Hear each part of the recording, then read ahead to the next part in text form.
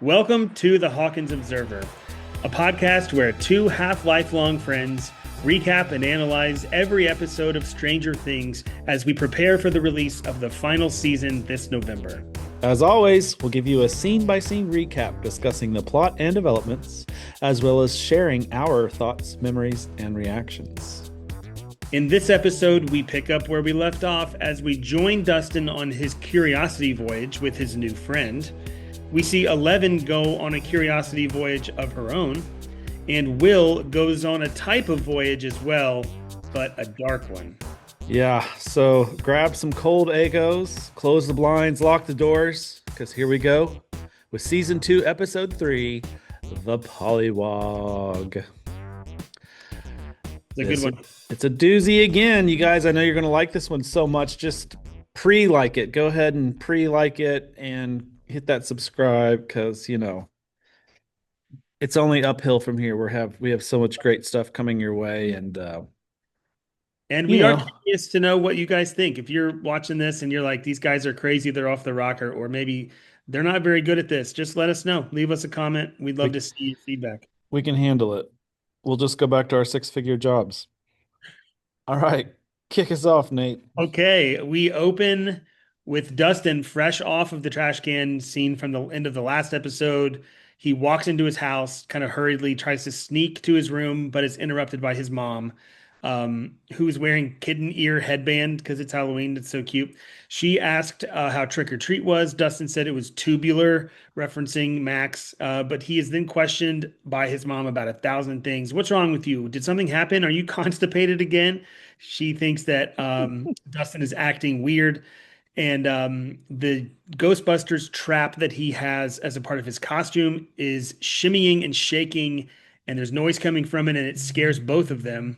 The cat, Muse, hisses, and Dustin makes up a lie about how he's rigged his trap to move just like the movie. They all laugh way too much about this, and Dustin escapes to his room. He gets to the room and says to his trap, "I told you to keep quiet." He then evicts his turtle from a terrarium, opens the trap, and puts his new creature into the tank. We see it for the first time as Dustin says, "What are you?" And the creature immediately finds shelter from the heat lamp under a little log. Dustin empties his candy loot and dumps some torn off pieces of a Three Musketeers bar into the tank. The creature won't come out of his shelter, and Dustin realizes that it might be the heat lamp, so he says, "Oh, is that too hot?" and turns the heat lamp off, and the creature comes out right away and eats the candy bits. Dustin says, "You're pretty cute, you know that?" He says he'll name him D'Artagnan after one of the Musketeers, and because he loves Three Musketeers so much. A little while after this, Dustin is asleep in his room, and we get a close-up of the creature in the cage. He's squelching and chittering. He's seen writhing, and then a brief moment of his little yell that is not so cute. No, that's not a typical yell from what Dustin initially thinks is some sort of reptile. You can see as Dustin's fell asleep now, but he's just got a pile of probably a pile of 5 library books just about reptiles. So he's already started to figure out on himself, like, what is this thing? It's an innocent scene so far because he just thinks it's a reptile. Yep. Then we cut to a flashback scene again with Eleven in the woods. She is watching as Hopper puts Tupperware and Egos in the box in the woods that we've seen him from before. From behind a tree, we see Eleven watching him. Hopper walks away, but before he can get back to his truck, Eleven comes out from hiding, and Hopper and Eleven see each other. They share a gaze. Hopper takes off his hat, and they just stare at each other. Mm-hmm. Back in the real world, Hopper tries to wake Eleven up in the cabin, rise and shine, but Elle isn't budging in bed, although she is awake. He says, "You're still not talking to me. Okay, I'll just eat this triple-decker Eggo extravaganza by myself." She kind of perks up. They're at the kitchen table eating this candy-filled monstrosity of Eggos and candy and whipped cream, and Hopper's just exclaiming how good it is. Hopper notices the cord from the TV to Eleven's room, and he asks her, "You visited him again last night?" And Eleven says he said he needs me, And Hopper says, "You want me to go check on him?" And Elle says, "No." Hopper explains that it's too dangerous to see Mike, but you know, maybe that she'll be able to see him soon in real world, in real life. 11 calls him out. Friends don't lie. She explains all of the past times that he said soon. And now it's day 326 and he's still saying soon. And she's very angry. Hopper says, you're counting the days like you're some kind of prisoner. She asks when? Day 500, 600, 800? And then Hopper says, soon is when it's not dangerous anymore. Eleven's very angry. She says, I need to see him, and shoves the plates across the table and kind of spills all of it all over Hopper in her anger. And she runs to her room and shuts the door with her mind as Hopper is brushing off the contents of the table off of his uniform.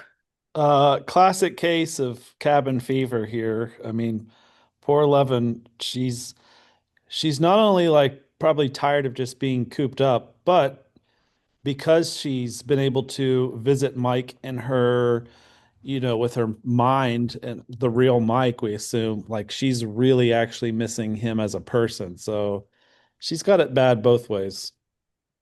Yeah, and this is day 326. Hmm. I think it's still a bit of a flashback because I think currently we're on day 350 something from the Hmm. last episodes. So it's Yeah. like a dual layer flashback scene there. Hmm. All right, and the next scene is at the buyer's house. Joyce can't find her keys. She just, poor lady, can't find anything at her house. Looking everywhere. Finally, Bob finds them. She asks Jonathan to take Will to school because she can't be late again to work. Bob agrees to take Will. Well, you want to go in the Bob mobile? And Will Mm. agrees that's fine to go with Bob. Yeah, Will is still, who knows if he'll ever be allowed to ride his bike to school again. Probably not.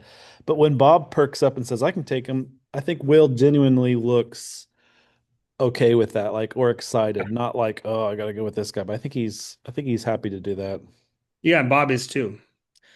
Dustin then pulls up to the library and is gathering books at the library about amphibians and reptiles, like you mentioned before. The librarian will not let him check these out, though, because he's already over his limit. Dustin tries to use charm on her to convince her to let him anyway because he's on a curiosity voyage and he needs his paddles. She is not budging. He distracts her by like, "Hey, what's that?" And she turns around and he just grabs the books and runs out of the library. That's that is a ballsy nerd move right there to steal books right in front of the librarian. I mean, but when you're on this type of curiosity voyage, nothing will stop you. Yeah, and she thinks that he thinks that she's like um being irrational. Like it's not that she's enforcing a rule. It's like she's being mean to him. Yeah. All right, so now we cut to the car as Bob and Will are driving to school. Will's kind of looking out the window, kind of lost in thought as we see him so much now these days. Will admits to not sleeping very well, and Bob asks about his nightmares. Um, Bob explains, have I ever told you about Mr. Baldo? And starts to tell him the story about this. He was at a county fair. The clown kind of spooked him, and he started having nightmares about this clown on the regular. And he says, I always ran away from Mr. Baldo in his dreams until one day he finally got the courage, he said, to stand his ground with Mr. Baldo. And instead of running away this time, he yelled at the clown, Go away, go away. And his nightmares finally stopped. And Will looks kind of interested in that idea. Bob snaps his fingers and said, just like that, easy peasy. And Will says, easy peasy, like he's really listening. Yeah. So this is a little bit more information about how has Joyce been explaining her kids to Bob, her new boyfriend. And so Joyce has come up with some sort of narrative or lie that Will's different because he has extremely vivid nightmares. So that's why Bob's calling what he has, just it's a regular old nightmare, maybe at a higher level than most people have. So now we're trying to put the pieces together. Who knows about Will actually knows about Will versus what's the current narrative to keep everything a secret, but explain what's actually been going on. So, oh, they're just nightmares. Yeah, we get the impression Bob has no idea about what actually happened. Mm-mm. But he's given Will advice that Will is like, yeah, that maybe that would work. Yep. Um, all right, so Max and Lucas now are talking at the school. They're walking in the hallway. Max says, I don't understand why they call him Zombie Boy, talking about Will. I mean, I know he got lost in the woods for a while, and Lucas is explaining the funeral that they had and everything, kind of makes up a story about how they found a boy at the quarry, but he was too decomposed, and so they thought it was Will. He's just kind of lying, oversimplifying, and he says, you can ask anybody, it's public knowledge, because I guess there's probably a story, an official story. But he says, don't say anything to Will because he's really sensitive about it. And Max agrees. Hmm. Outside the school, Bob drops Will off, and Will's kind of walking into the school, but he's very aware again, as he just feels like everybody's looking at him as he Hmm. walks into school. They're in Mr. Clark's class, and Mr. Clark is explaining the case of a historical man who had a work accident where, like, he was impaled through the head with a rod, and his name was Phineas Gage, and he was physically fine, but he experienced these personality changes. Um, Dustin's not there, but he bursts into the class late from the library, assumingly, and apologizes, but immediately is distracting everybody else with Will, Mike, and Dustin, and then Max. Meeting in the AV club at lunch, Mr. Clark is like, hey, can I please continue with my class? And they all agree to meet Dustin in the AV room at lunch. Dustin's backpack has the Ghostbusters trap in it and is shaking. He has D'Artagnan in the school. Jeez. So, super interesting scene because of Lucas is trying to explain Will to a new person, Max. And so the Lucas narrative, what he's been told to say by somebody is we thought Will was dead because we found a body. It looked like him, but it was pretty badly decomposed. We had a funeral, we buried that body, but it turns out, from other scenes we people have heard he was just lost in the woods for like a week. So that's an interesting bit of information. Like there was a real body in the quarry and we buried it thinking it was Will, but it was some other kid. Will we ever find out who the other kid was? Probably not. It's weird that Max doesn't initially ask about that, but Right. that's the story that Lucas is being told to tell people. And Max does question, like, well, why do they call him Zombie Boy then? Like, because they Mm. thought he was dead? Like she's still a little not fully convinced, even though she doesn't really push back too much on it. Right. All right, so Hopper is now we cut to Hopper at the police station.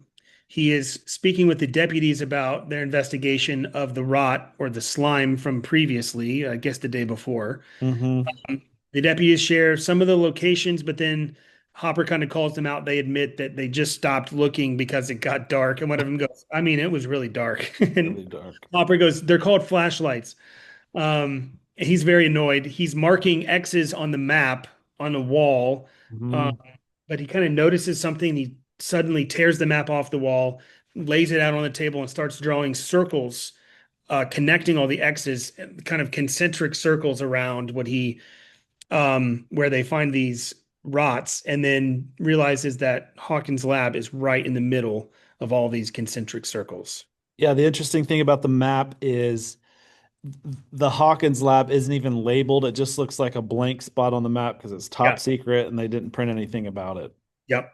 But Hopper obviously knows what it is, and Hmm. he put that together pretty quick with no help from his deputies because they're like, "Where are you going? What are you doing?"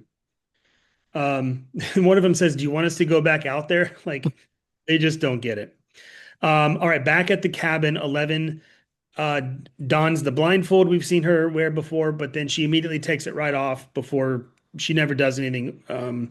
She quickly walks to the front door of the cabin, looking at the many locks that are installed on the door, and we see a flashback, kind of historical account. In the flashback, we see her and Hopper. right after he finds her, and he brings her to this cabin, but it's dirty. It's got cobwebs. He says it's mostly for storage. It used to be his granddad's. It needs a lot of work. He puts on a grim Jim Croce record, "You Don't Mess Around with Jim," and starts kind of dancing. And we see this montage of them cleaning it up, moving things around, sweeping the floors. They start training in Morse code. Um, they are setting the traps, installing the locks, all the security measures. He does call it home to her. He said, "This is going to be your new home." And she repeats, "Home." He says that the bad man can't find her here, especially because of how far away they are and all their remote location and security measures. At the end of the montage, he explains outside as they're setting these traps that there are three rules.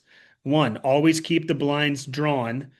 And then in the real world, we see her throw the blinds open the curtains all the way to the outside world. Rule number two, only open the door if you hear my secret knock.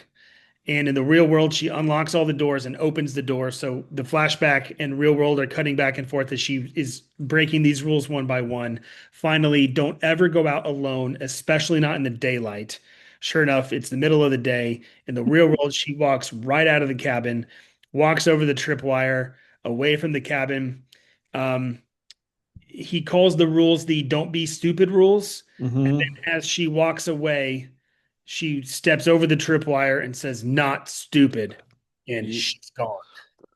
Yeah, we get a little bit of a an idea of how long she had been out there on her own because in this scene we can see how much her hair started to grow back. Yeah. As I recall, at the end of the last season, when she fought the Demogorgon in the classroom, she still had relatively short hair. But here, her first time coming home, her hair is a little bit longer. So you can assume that she was out there on her own for a couple weeks, maybe a month before Hopper found her or something. I don't know how all that math lines up, but it just shows that she was actually out there on her own for a while. And now that she's been there for so long, she's fed up. She's ready to go out. Yeah. I think she's taking it personally. Like, I'm not stupid. Um, Back to the high school, it's gym class. Steve and Billy are playing basketball very competitively. Billy is goading Steve. Finally, Billy steals the ball and scores.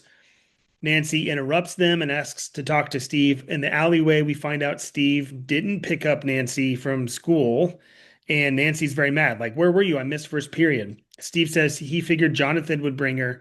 Nancy is confused. Steve's obviously very upset. He explained what happened, and Nancy can't remember anything from the party. She thinks that Steve brought her home. Steve explains it was Jonathan, but Nancy brushes him off because, like, "Hey, anything I said last night, it doesn't matter. I was drunk." Um, Steve kind of recalls the conversation to Nancy about all the things that she claimed, um, and says that, that you say you didn't love me, blah, blah, blah. A boy comes out from the gym and says, "Steve, they need us, that Billy's killing us." Steve asks her again before he goes in, now that she's sober and thinking about it, says, "Do you love me?" And Nancy doesn't respond at all. Steve's hurt, but he goes back inside the gym and he calls Nancy. This time he calls her bullshit. Yep.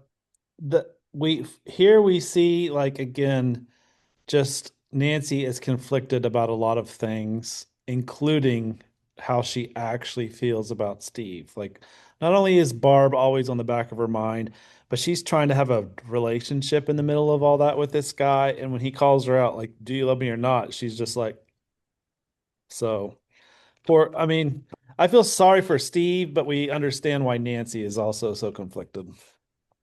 Yeah. At lunch, now Dustin shows everyone D'Artagnan in the AV room, all the kids, including Max.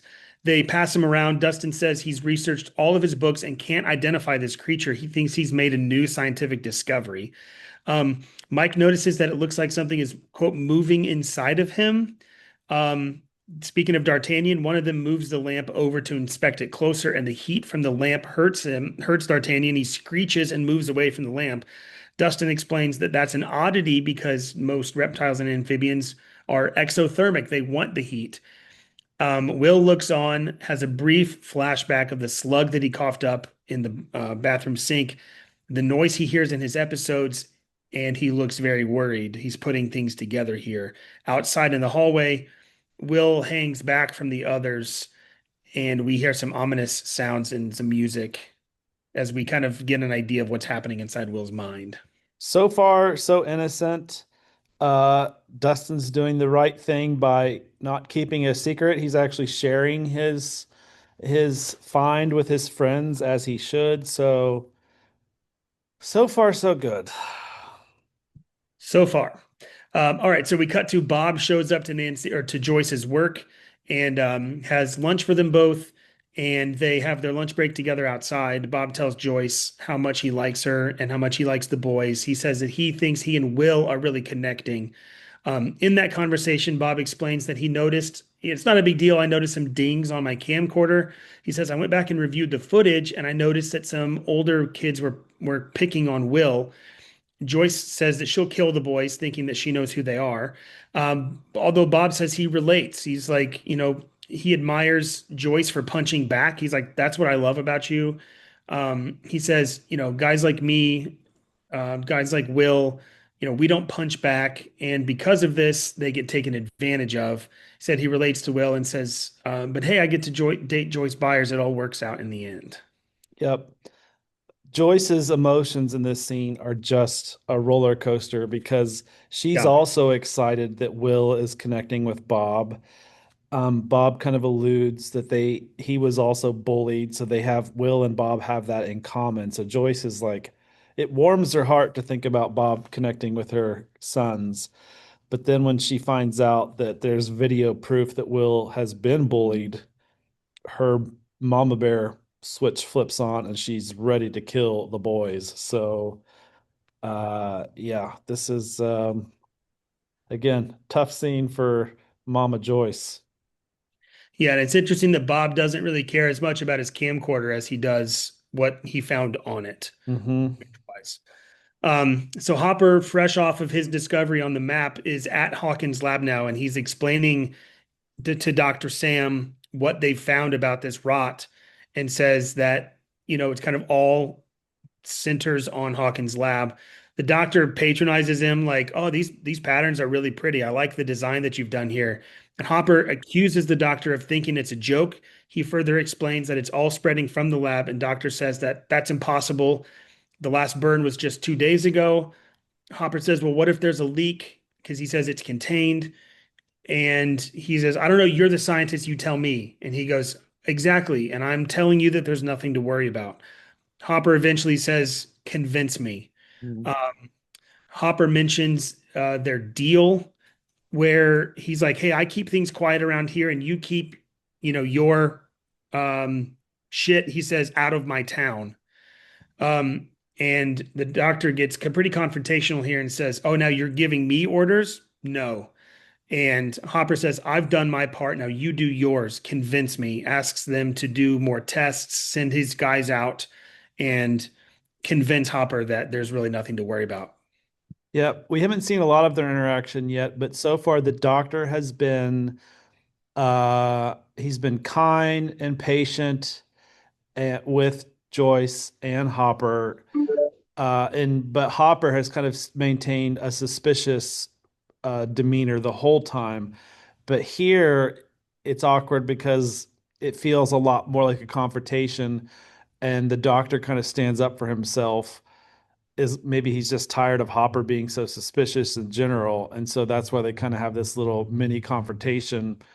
And as the police chief, Hopper has a right to tell this person, this doctor working in his town, like, you got to figure this out. I think it's your fault. So we'll see Yeah. what happens. What you don't know in this scene is whether Dr. Sam and the other people at the lab are aware of this and are hiding it, or if they are genuinely unaware It's of true. what's going on.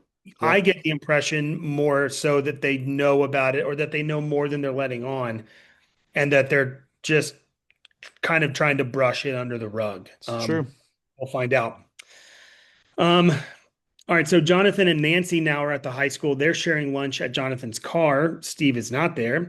Nancy is being very honest with him about Steve and says that she feels like she's carrying this weight around. Jonathan says he feels it too.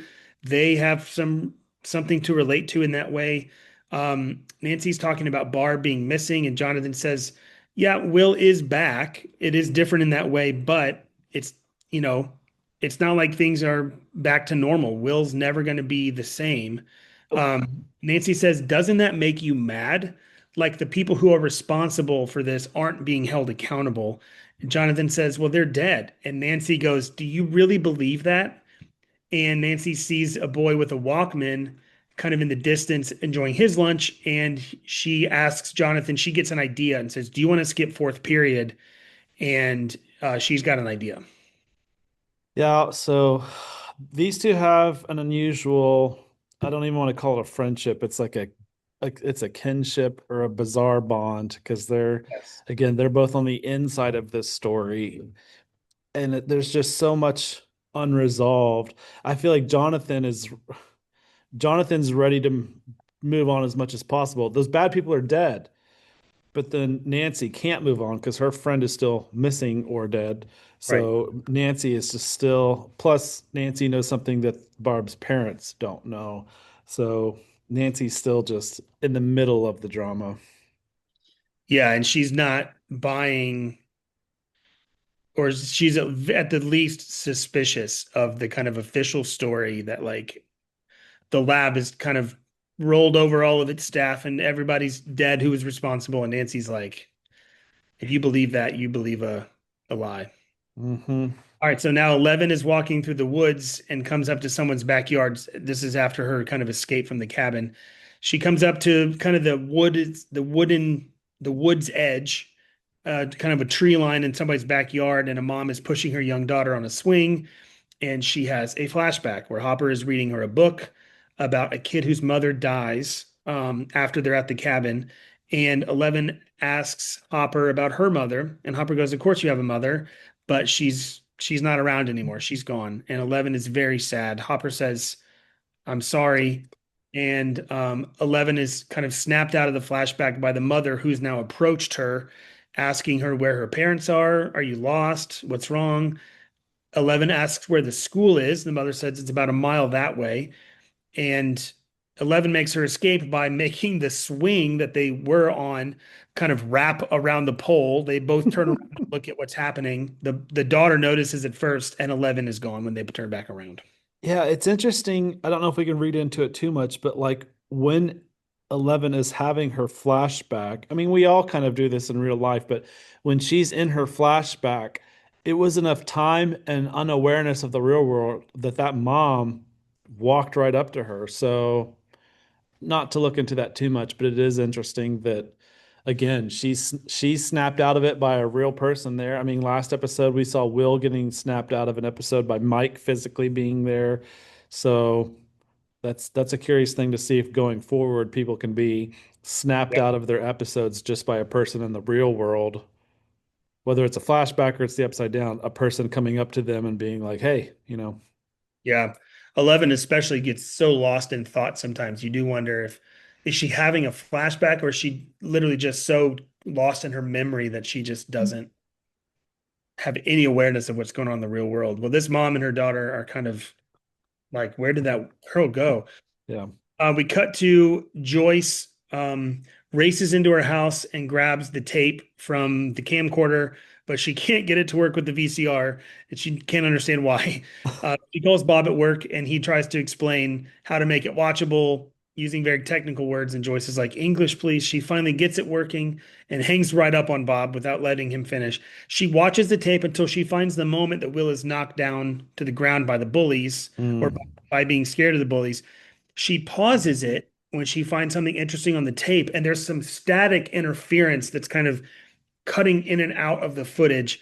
She sees something that she kind of notices, furiously grabs some tracing paper and a crayon, puts it up to the screen, and starts furiously scribbling on the screen to kind of trace what she's seeing in this static interference.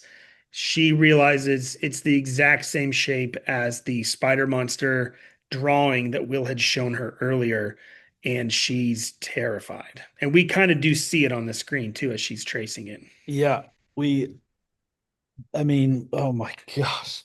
The fact that Again, something to do with electricity is Yes. some sort of portal or a vision into what's happening in the veil of shadows, just behind everything we think we can see. There's another world, and for some reason, a camcorder caught a little glimmer of the other side, and terrifying.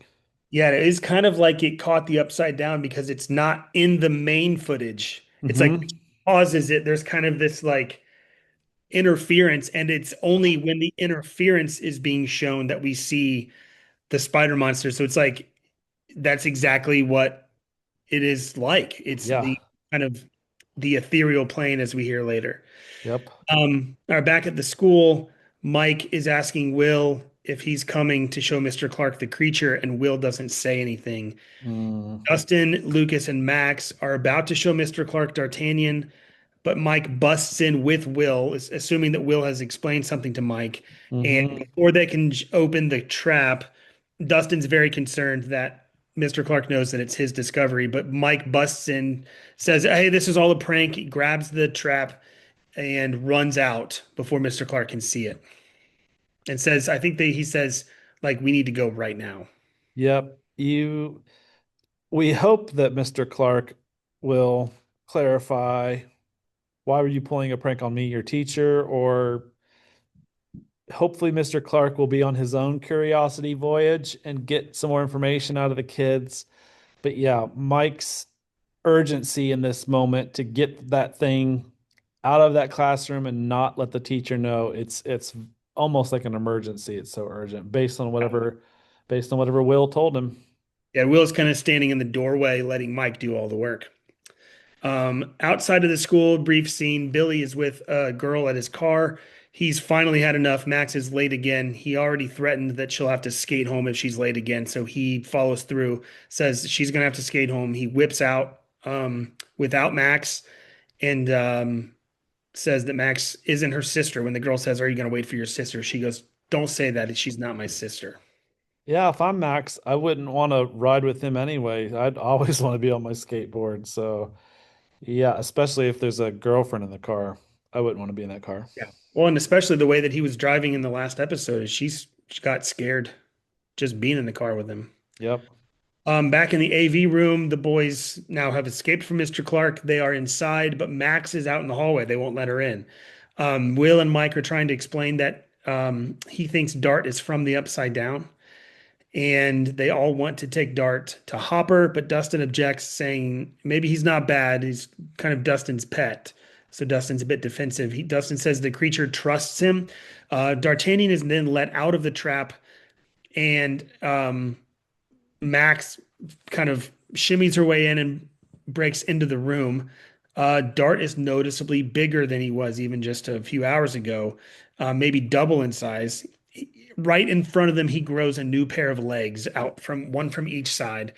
They exclaim, um, and the D'Artagnan kind of screams it at them. Mike swings at it with a microphone. It escapes the room that they're in altogether. As Max walks in, Dart runs out and they run after it as Dustin pleads with them not to hurt him. Jeez, like, yeah, when that thing pushes its third and fourth legs out its own body, like, I mean, again, they were hypothesizing it's some sort of new amphibian frog. It's in its tadpole or pollywog stage. So, yeah, it makes sense that a frog eventually grows hind legs and loses its tail.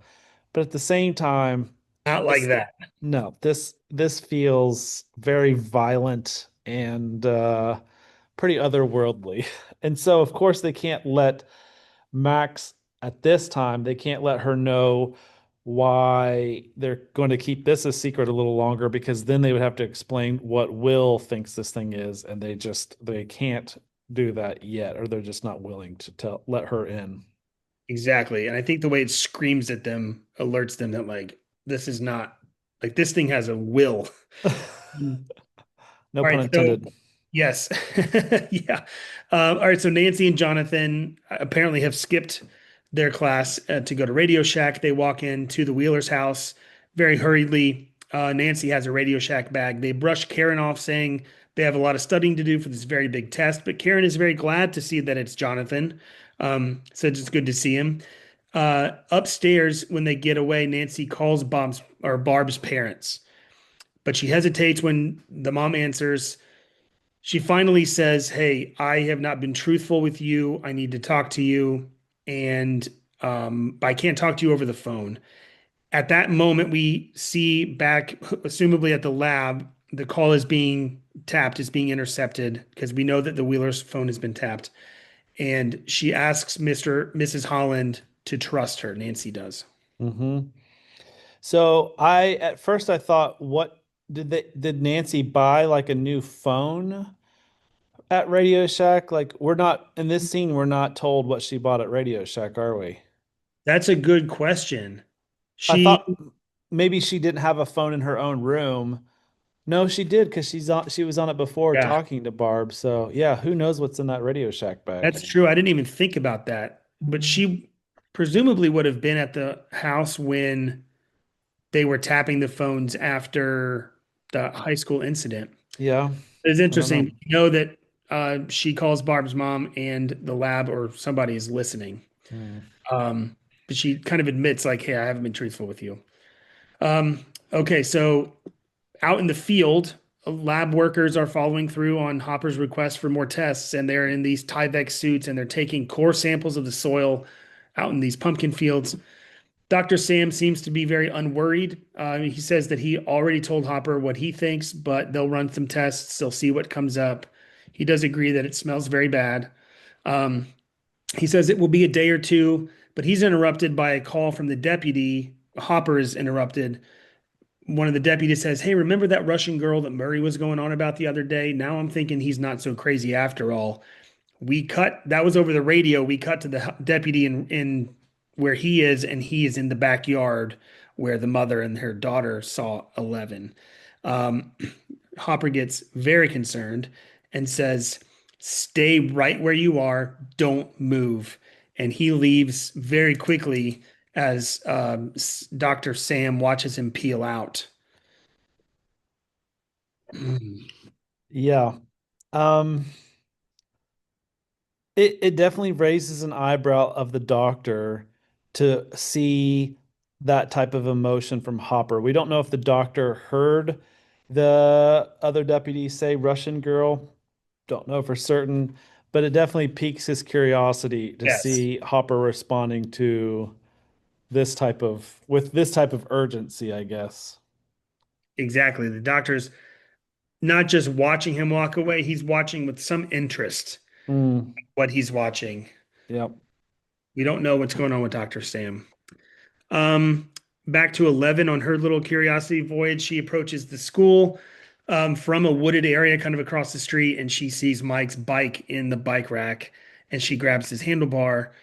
She then walks right inside. Nobody sees her. Inside the school, Mike and the boys are still searching for Dart, sharing their locations on the radio, clearing different regions of the school. South is clear, west is clear.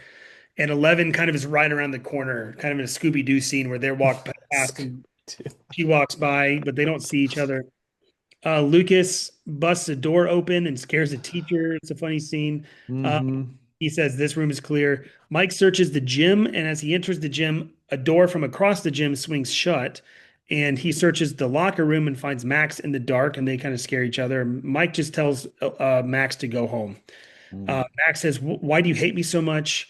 And they kind of have an argument about the party. And Mike says, "We don't need you in our party," and lists all the different, Will is our cleric and Lucas is our ranger, blah, blah, blah. And says that Will is their mage, or 11 is their mage. And kind of explains 11 as she used to be here. She moved away, he says. It says, "We don't need Max because they already have a full party." Max says, "I can be your Zoomer." And Mike's like, "That's not even a real thing." And they do share a bit of a friendly moment as Max skates around him in the gym. Um, 11, though, from outside the gym is watching and she sees him from a distance. Eventually, she makes Max's skateboard fly away from her. She falls down. Mike helps her up, and she's like, "It felt like a magnet was pulling my board away." and Mike is immediately suspicious that it's 11. He kind of looks in the distance. He walks out of the gym thinking maybe he'll see her, but he doesn't. And again, you just get the impression he feels so stupid for thinking that he'll ever see her again. Yeah. So, Max and Mike in this scene are last season's Lucas and 11, but it's Max doing the extra work to try to get Mike to like her. Just, why do you hate me? She says. So, like, Max is resolved. She's staying put just to, show Mike that he should like her and he should let her in on the party. So, good for Max for kind of standing her ground, wanting to be friends. Uh, but next, poor little 11, like she already doesn't have normal kid emotions based on her past, which we don't even know all about. But Right. I assume she simply just gets immediately jealous when she sees Mike with another girl. Like she's just, I don't know how else to describe it, jealous, which if she had only gone in and confronted Mike, this whole situation would have been immediately resolved. Perhaps she didn't do that because she's scared to meet a new person in general, doesn't want to explain who she is to Max. Um, but yeah, had she not been jealous, had she just gone in, they would have both gotten their way. Yeah. And I think 11 too is at least at some level respectful of the rule and at least understands that Hmm. probably is right that she shouldn't just kind of go out in public and reveal herself. So maybe is trying to stay in the shadows until she can be with Mike by themselves. But Sure. yeah, it's one of those things where it's like you think that they're going to find each other, and then like she, of course, sees them at the last worst possible moment. Yep. Um, or we cut to Joyce after her discovery of this thing on the video camera. She calls the school very worried after looking at the drawings, and she's like, "Hey," to the receptionist, "Will has AV club. Um, she wants to talk to Mr. Clark." And the secretary says, "I just saw him leave. Maybe AV Hmm. club is canceled."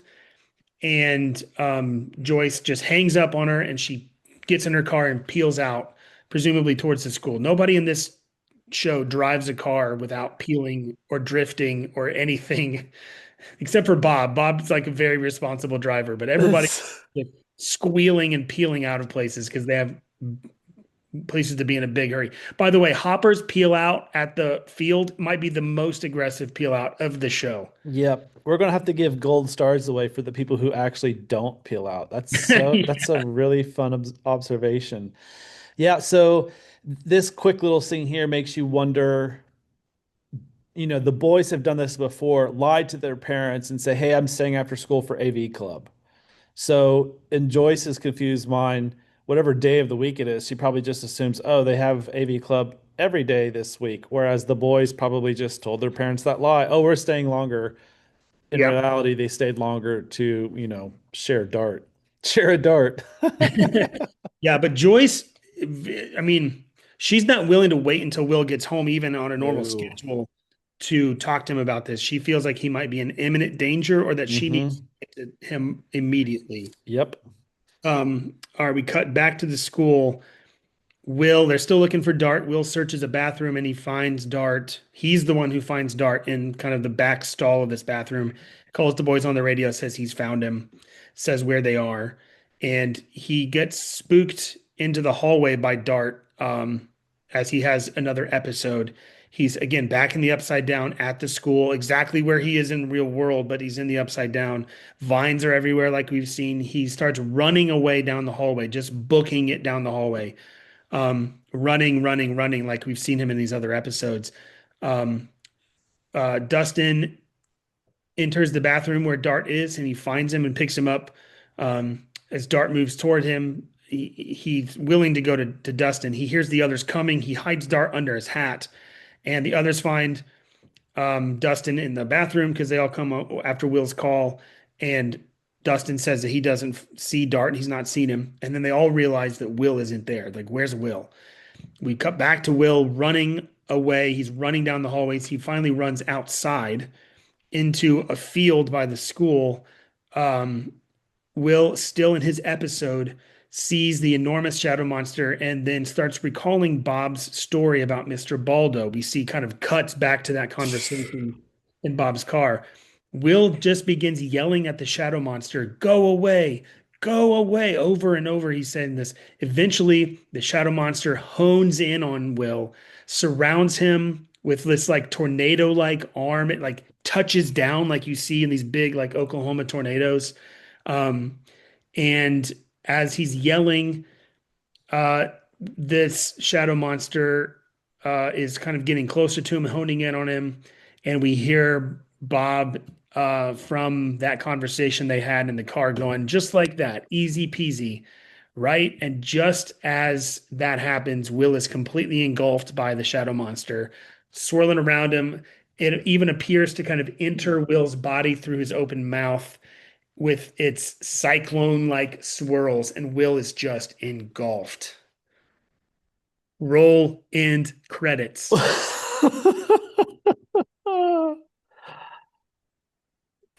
Poor little kid. I mean, uh, well, Yeah. If only Mike and Will would have let the teacher in on the secret about Dart and showed oh him the yeah, Pollywog, this probably wouldn't have happened to Will. Um, and it no, looks like Dustin is going to make things even worse by keeping the Pollywog as his little secret. He's lying to the party. yeah. This is the first like I think this is the first lie, inside the party where the four of them are really keeping something from each other. That's bad news. Yes. Uh, Bob's advice about just yelling go away, that maybe that applies if you're just having a normal dream, but I don't think it applies to spider tornadoes. And hopefully, gosh, wherever I mean this could kill Will. We don't know, but if he's actually just transported back to the actual upside down, hopefully, Will the wise will use his wisdom and find his way out of this new dark voyage. Yeah, this is not a dream that's happening to Will. I mean, if we just watch the first 5 minutes, I'm sure, of the next episode, I'm sure we'll just find out what happens. I'm in. Let's do that right. Let's All do right. that right now.